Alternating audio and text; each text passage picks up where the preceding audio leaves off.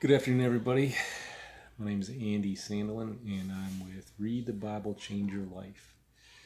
And this is just my daily vlog.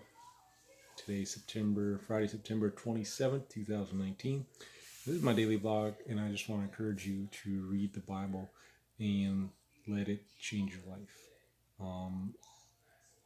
I've read the Bible. I try to read the Bible every day, and over the years, I can personally see a huge difference in my life when I read the Bible and let the Word and meditate on the Word, and when I don't.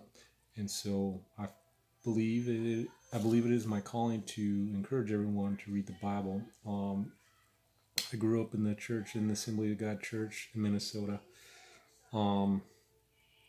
Nothing against the church. I've been multiple different churches here in Tampa. That's right. I've been living in Tampa for the last 16 years. Or in the Tampa area. And not one church I've been to, not one place I've been to has really focused in on the importance of daily reading, reading the Bible, because I think it is hard. It's hard to do. It's hard to get into the habit of reading the Bible every day if you had not. And that's why I advocate for the 40-day cleanse, 40-day mental cleanse. You can find a YouTube video on that. I explain that in detail. Basically, what it is you shut it out. You're shutting off the world.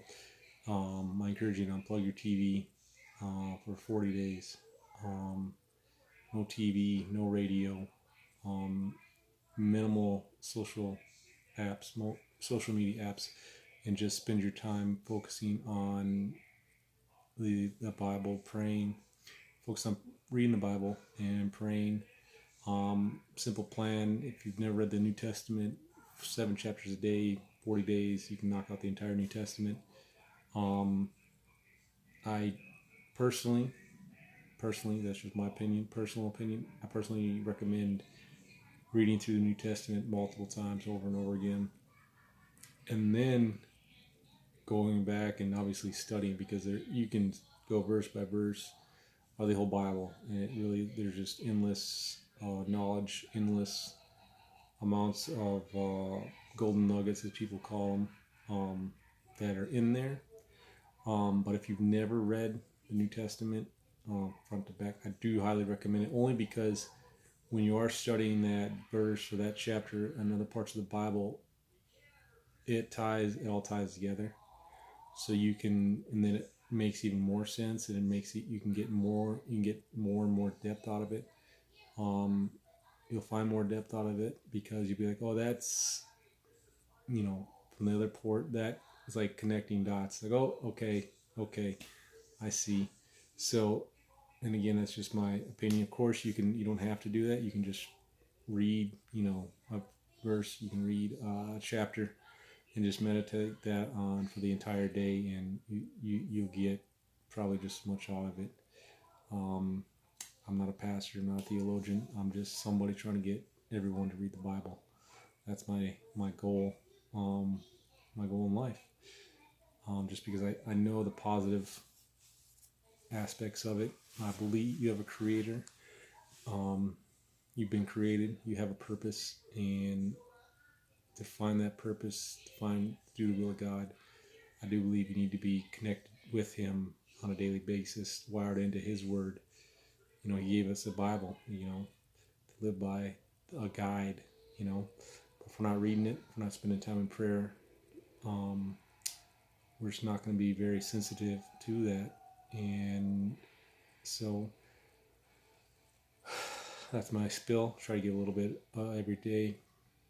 Had a good day today. Had the day off. Spent the time with the family, with my boys. My wife works twice a week. I stay home with the boys 1 day a week. So I look forward to it. So it's always a nice time just to spend time with family, because that's truly what's important. Another thing I always bring up, regarding, you know, turning off the TV and turning off the radio and turning off social media. If you're not going to read, spend time with your family. Call them, because I have a delivery and assembly business here in Florida, and I've had the opportunity. I probably, personally, not my team, but me personally, I probably serviced 10,000, customers, individuals, and not one person has told me they wish they'd go back and watch a Netflix series, a football game, a TV show. They all say, wish I had more time with my kids. I wish I would have chased my dream. That comes up daily. Obviously, there's a lot of retirees. I do a lot of service for them, and they always say, you gotta spend more time with your family. It goes by too fast. And chase, they'll have a lot of them have their dreams that, yeah, I had this dream, I didn't do it. So I want to encourage you. I mean, if you just cut all that off, all that meaningless, you'll realize how much time you have in the day, and you can accomplish stuff that actually matters. Obviously, everyone. My thing is pretty much Saturday night. After get everyone to bed, all the kids to bed. It's pushing 8:30, 9 o'clock. I can get a couple things done. Then an hour and a half, I'll watch a little bit of football. I can't even watch the entire game because I just go to bed. I'm so used to going to bed early. But that's my little guilty pleasure. I get that little football, but it's not like nonsense. It is nonsense, but it's not like nonsense. I think TV shows and series are just the biggest nonsense. That's my opinion. I could be wrong, and you guys can judge me for watching football, and that's fine. I was just letting you know on my little dirty secret, my little dirty laundry is that I do on as long as I have a good week. I don't watch any TV during the week, which I'm so into this. It's easy. Hardest thing for me is not to listen to the radio, just because I'm in my truck so much. But once you get in the rhythm, once you get in the habit of not turning on, it can become second nature. So, anyways, I just want to. I'm running late here because I try to keep these to just 10-minute vlogs. But this week we went through Matthew, the entire book of Matthew. I've already read through it, and then today and tomorrow and Sunday I'm just kind of picking out pieces. I'm going back over through Matthew and just trying to find stuff that I didn't go over. And so I just felt the need to listen to Matthew 5 again. It's probably a staple of the Bible, of the New Testament. It's a staple of Jesus' ministry, Sermon on the Mount.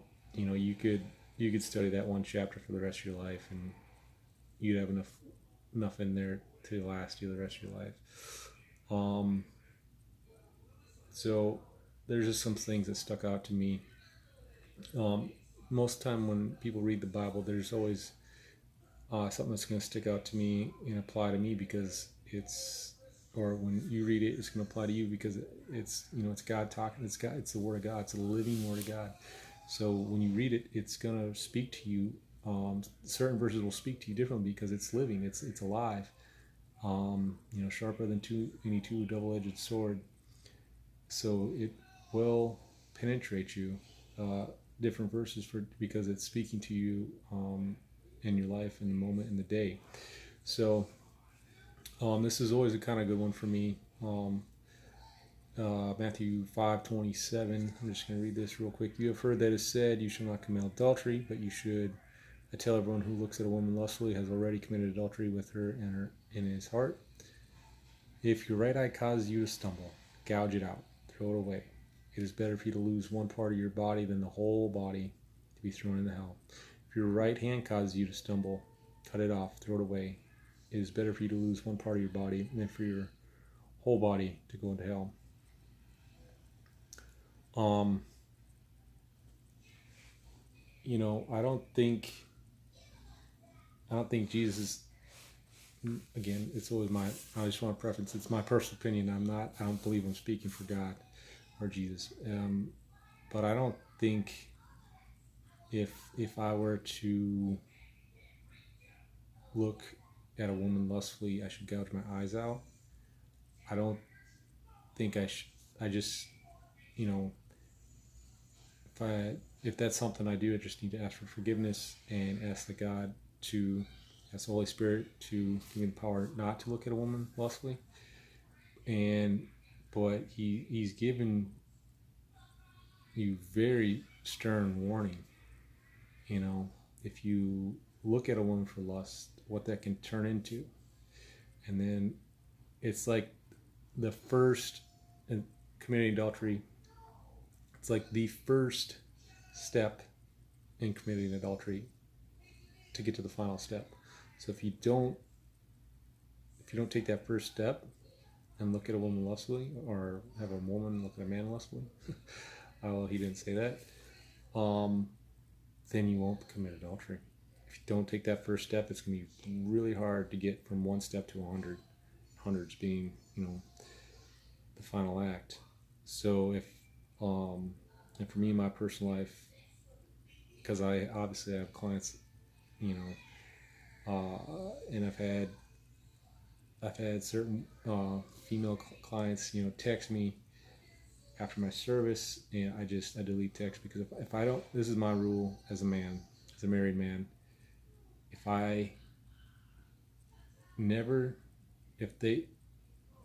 take that first step, I can't keep going to the next step, because I heard it, listen to I wish I could give credit where I heard it, but I was listening to some random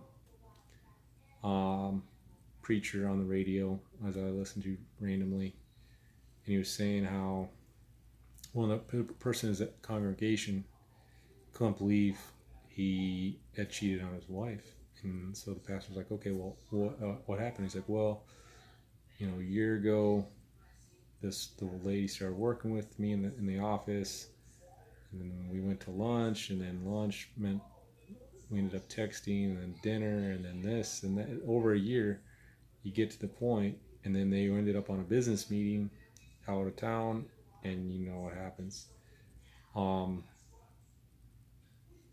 So the pastor's like, yeah, you know what happened. You knew how this happened. It just was like, why are you so puzzled? Look at all these steps that you took. Okay? Look at all these steps. This is on you 100%. There's no questions.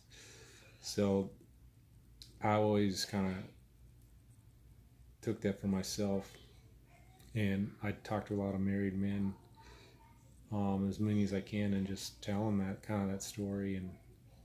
But I think it's a very stern warning, to God, that it is better to have no eyes and no arms than to end up at that time and commit adultery and end up in hell. And, if you're just going to continue to do that over and over, that same routine. So it's just, you got to take it very, very serious. This, So anyways, I'm way over time. I don't even know how I keep talking. If anyone who knows me personally, I'm quiet. I'm an introverted person who doesn't talk. So, but Friday night, guys, hopefully you had a good week of work. Enjoy it tonight with your family. Have a great weekend. I'll check in tomorrow. Hopefully I'll have some more stuff out of Matthew. Again, I always let everyone know at the end, you have a creator. You have a heavenly Father, and he has a purpose for your life. You are important. So tonight, maybe unplug the TV, read the Bible, and start a new tradition. All right, guys. Peace out. Have a good night.